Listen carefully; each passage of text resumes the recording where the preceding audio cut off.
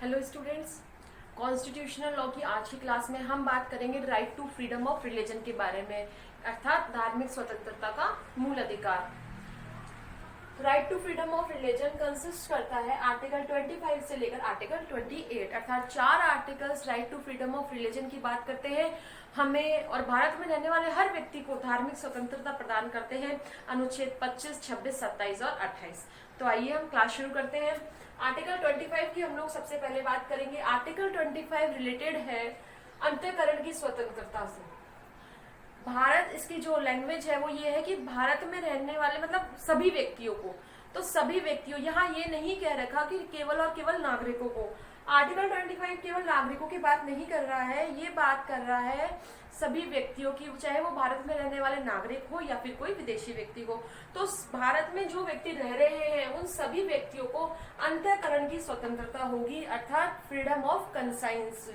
वो अंतःकरण से मतलब जो उनका मन कहे, है ना, अपनी आत्मा के हिसाब से, अपने मन के हिसाब से, अपनी इच्छा के अकॉर्डिंग किसी भी धर्म को अबाध रूप से मानने, आचरण करने और प्रचार करने की स्वतंत्रता उनको होगी।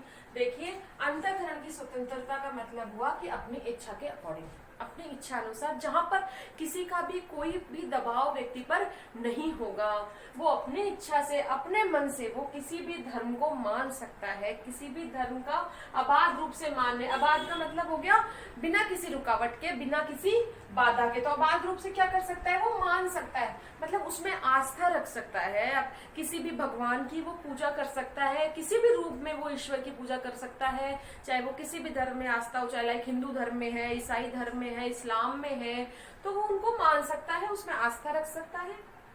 आचरण करना, आचरण करने का मतलब है वो उनके अकॉर्डिंग, जो भी उस धर्म के हिसाब से, जिस भी धर्म को वो अपने अंतःकरण के हिसाब से मानता है, उसके अकॉर्डिंग वो आचरण कर सकता है। जो उस धर्म में रीतियां रिवाज बता रखे हैं, जो भी उस धर्म में सिद्धांत बता रखे हैं, उनको फॉलो कर सकता है। जैसे वो हिंदू धर्म को मानता है तो मंदिर जा सकता है, मूर्ति पूजा कर सकता है, होम आदि कर सकता है, तिलक लगा सकता है, ये सारी चीजें आचरण में आती है। ठीक है, तो वो अपने व्यवहार में उस धर्म को और उसके सिद्धांतों को अपना सकता है।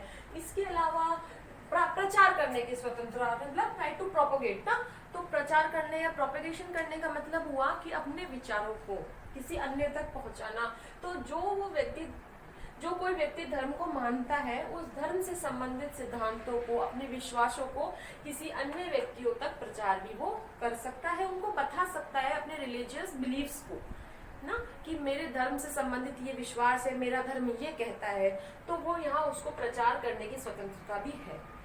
बट ये बात ध्यान रखिए कि इस प्रचार करने की स्वतंत्रता में ये बात शामिल नहीं होगी कि एक व्यक्ति अपने धर्म में जबरन किसी दूसरे व्यक्ति का कन्वर्जन करवा ले। आप जबरन अपने धर्म, मतलब आप जबरन किसी व्यक्ति को अन्य धर्म में कन्वर्टेड नहीं करवा सकते हो। उसको आप लालच देकर या जबरदस्ती से मजबूर कर उसको किसी भी तरह से अपने धर्म में उसका कन्वर्जन नहीं करवा सकते हो। प्रचार करने की स्वतंत्रता में ये चीज शामिल नहीं होगी।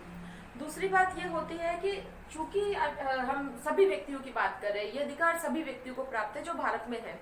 ठीक है, भारत का खुद का कोई भी धर्म नहीं है। भारत एक पंथ निरपेक्ष राज्य है, जैसा कि इसकी प्रेम्बल में कहा गया। हम भारत के लिए यूज करते हैं सेकुलर वर्ड, सेकुलर।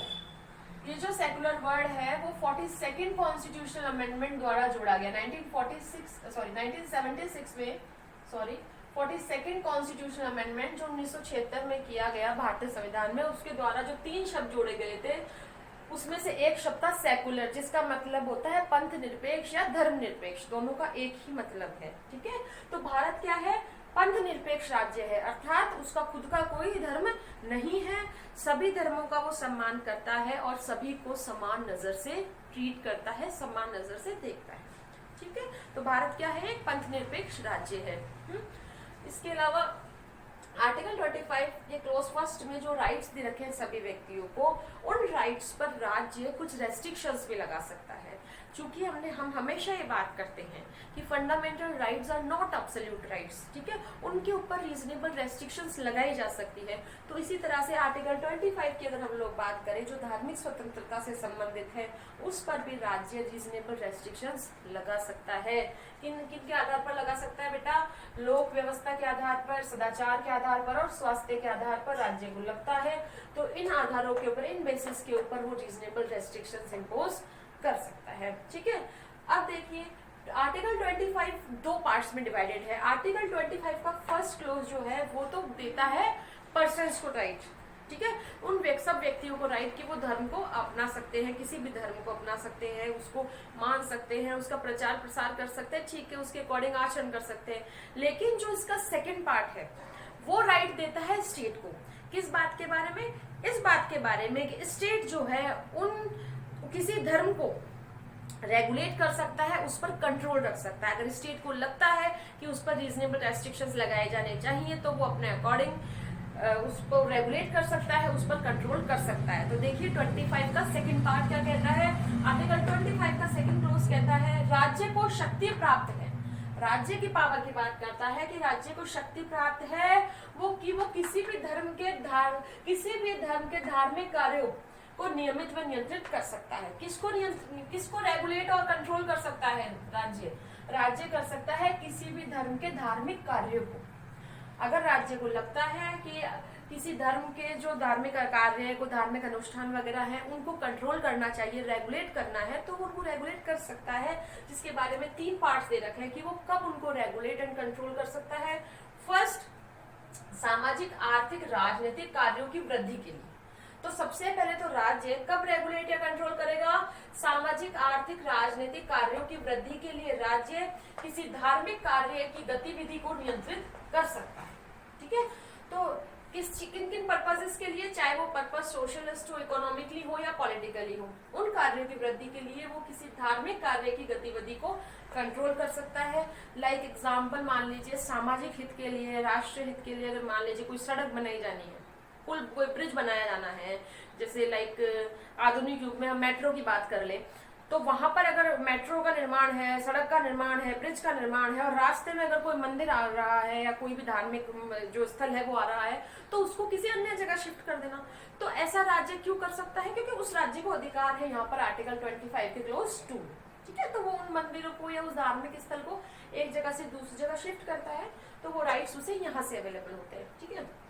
इसी तरह से ये राज्य ये काम कर सकता है कि समाज कल्याण या समाज सुधार के लिए, सोशल रिफॉर्मेंस के लिए या सोशल इंटरेस्ट के लिए इस धार्मिक कार्यों को वो कंट्रोल कर सकता है। फॉर एग्जाम्पल मान लीजिए कोई ऐसी आपदा है या फिर मान लो कोई ऐसी जरूरत है, तो किसी धार्मिक संस्थान को ये कहा जा सकता है कि आप अपने यहाँ जो उपलब्ध कोष है उसमें से इतना हिस्सा सामाजिक हित में लगा दीजिए या लोक कल्याण के इस पर्टिकुलर कार्य पर खर्च कर दीजिए। तो समाज कल्याण या समाज सुधार के कार्यों के लिए भी धार्मिक संस्थाओं के पर कंट्रोल किया जा सकता है, उनके किसी कार्यों पर कंट्रोल किया जा सकता है, ठीक है।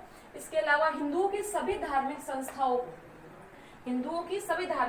को सभी वर्गों के लिए खोलने संबंधी उपबंध। हिंदुओं में क्योंकि जो बहुत सारे वर्ग आते हैं, अभी हम एक्सप्लेनेशन की भी बात करेंगे, तो तीसरा राज्य ये भी कर सकता है रेगुलेशन और कंट्रोलिंग, उसकी पावर ये भी है कि हिंदुओं की सभी धार्मिक संस्थाओं को उनके यानी कि हिंदुओं के सभी वर्गों के लिए वो ओपन कर सकता है, खोल सकता है। अब चूंकि यहाँ आर्टिकल 25 के साथ में 2 एक्सप्लेनेशन और जुड़े हुए हैं जो बहुत इंपॉर्टेंट है। वो ये है कि पहला एक्सप्लेनेशन कहता है कि शब्द हिंदू में, अगर हम लोग हिंदुओं की बात करते हैं तो शब्द हिंदू में बौद्ध, सिख और जैन ये तीनों भी शामिल होंगे, अन्य तो है ही है, ठीक है। बाकी हिंदू शब्द की अगर हम लोग बात करें तो उसमें बौद्ध धर्म के लोग, सिख और जैन धर्म के लोग, ये तीनों भी उसमें इंक्लूड माने जाएंगे। उसके अलावा कृपाण धारण करना और उसको लेकर चलना सिख धर्म का अभिन्न अंग माना जाता है, ठीक है। तो ये दोनों एक्सप्लेनेशन आपके आर्टिकल 25 के साथ जुड़े हुए हैं। तो ये तो हुआ हमारा आर्टिकल 25 जो कह रहा था कि सभी व्यक्तियों को जो भारत में है उनको धर्म को, किसी भी धर्म को अपने जो उनका अंतःकरण, जो उनकी आत्मा जो कहे, जो उनका मन कहे, किसी भी धर्म को वो माने, उसके अकॉर्डिंग वो आचरण करे और उसको प्रचार करे उसका, ठीक है, उनको कोई रुकावट नहीं होगी। लेकिन राज्य जो है वो किन्हीं आधारों पर जो मैंने अभी आपको बताया, लाइक लोक व्यवस्था है, सदाचार है, स्वास्थ्य है, और यहाँ जैसे हमने कुछ कंट्रोलिंग राज्य की पावर पढ़ी है, रेगुलेटिंग पावर पढ़ी है स्टेट की, इनके आधार पर रेस्ट्रिक्शंस लगा सकता है। देखिए, क्योंकि धर्म को मानने का ये मतलब तो नहीं जैसे हमने कह दिया कि साहब आप आरती करिए, आप अजान करिए, लेकिन अगर कि वो बहुत भयंकर तरीके से जोर जोर से और हमेशा ही मतलब इस तरह से कि समाज के हित में ना हो, स्वास्थ्य के हित में ना हो, तो राज्य वहां पर रीजनेबल रेस्ट्रिक्शंस लगा सकता है। ठीक है, तो धार्मिक स्वतंत्रता का ये अधिकार भी आत्यंतिक अधिकार नहीं है, कंप्लीटली एब्सोल्युटली राइट नहीं है, इस पर भी रेस्ट्रिक्शंस लगाए जा सकते हैं। ठीक है, और ये हमारे जो इंडिया का जो सेकुलर, जो India as a secular state हम कहते हैं ना कि भारत एक पंथ निरपेक्ष राज्य है, उससे बहुत इंपॉर्टेंट राइट है, उसका सीधा सीधा और इम्पोर्टेंट एग्जाम्पल हमारे कॉन्स्टिट्यूशन, मतलब उसकी भारत एक पंथ निरपेक्ष राज्य है, उसकी तस्वीर देखने को हमको मिलती है आर्टिकल 25 में। ठीक है, अब हम लोग बात करते हैं आर्टिकल 26 की। आर्टिकल 26 बात करता है धार्मिक कार्यों के प्रबंध की स्वतंत्रता। It means freedom to manage religious affairs. एक इंपॉर्टेंट बात मैं यहाँ आपको बता दूं कि आर्टिकल 25 और 26 में एक मेन डिफरेंस ये है कि आर्टिकल 25 का जो राइट है वो किसको अवेलेबल है, पर्सन्स को, है ना, ऑल पर्सन, सभी व्यक्तियों को, जबकि आर्टिकल 26 का जो राइट है वो प्राप्त है धार्मिक संप्रदायों को, रिलीजियस कम्युनिटीज को प्राप्त है, धार्मिक संप्रदायों को यानी कि ग्रुप ऑफ पर्सन्स ना, ऐसे लोगों के समूह को प्राप्त है जो कि किसी धार्मिक संस्था की स्थापना करते हैं। ठीक है, तो ये धार्मिक संप्रदायों को प्राप्त अधिकार है और ये सभी व्यक्तियों को प्राप्त अधिकार है। तो धार्मिक कार्यों के अच्छा, ये जो आर्टिकल 26 है इस पर भी ये जो रेस्ट्रिक्शन है ये अप्लाई होंगे, कोई सभी व्यक्तियों पर ये रेस्ट्रिक्शंस अप्लाई होंगे। स्टेट रीजनेबल रेस्ट्रिक्शंस लगा सकती है जैसे आर्टिकल 25 में सभी व्यक्तियों पर, उसी तरह स्टेट रीजनेबल रेस्ट्रिक्शंस लगा सकती है धार्मिक संप्रदायों पर आर्टिकल 26 के तहत, और वो रीजनेबल रेस्ट्रिक्शंस भी लोक व्यवस्था, सदाचार या स्वास्थ्य के आधार पर लगाए जा सकते हैं, इम्पोज किए जा सकते हैं बाय द स्टेट। फिर बात करते हैं जैसे हम इसकी, तो यहाँ पर आर्टिकल 26 4 प्रकार के अधिकारों, राइट्स की बात करता है। 4 प्रकार की धार्मिक स्वतंत्रताएं ये धार्मिक संप्रदाय को अवेलेबल करवाता है। फर्स्ट तो ये अवेलेबल करवाता है कि किसी भी धार्मिक संस्था की स्थापना करना और उसका पोषण करना। धार्मिक संप्रदाय जो है वो किसी भी जिस भी धर्म को वो मानते हैं उस धर्म संबंधित संस्था की वो स्थापना कर सकते हैं और वो उसका पोषण कर सकते हैं, इट मीन्स वो उसको चला सकते हैं अपने अकॉर्डिंग। ठीक है, इसके अलावा सेकंड जो धार्मिक स्वतंत्रता है वो ये है कि अपने जो धार्मिक संस्था है उसका प्रबंधन, उसके प्रबंधन की स्वतंत्रता। जैसे कोई आपने मंदिर बनवा दिया, मठ बनवा दिया, पूजा कौन करेगा, तो वहाँ पुजारी करेगा। कोई मदरसा कोई मान लीजिए मॉस्क बनवा दिया तो वहां पर कौन, मौलवी करेगा। तो इस तरह से वो अपने धार्मिक जो रिलीजियस इंस्टीट्यूट स्टैब्लिश करेंगे उसके मैनेजमेंट के संबंध में उनको पूरी स्वतंत्रता है, वो चाहे जैसे उसका प्रबंधन करें। ठीक है, थर्ड जो धार्मिक स्वतंत्रता है वो ये है कि ये जो धार्मिक संप्रदाय है, जो धार्मिक संस्थाओं की स्थापना करते हैं, उनका प्रबंधन करते हैं, उनको चल व अचल संपत्ति खरीदने की अधिकार होता है, रखने की स्वतंत्रता होती है। वो चल संपत्ति खरीद सकते हैं, अचल संपत्ति खरीद सकते हैं।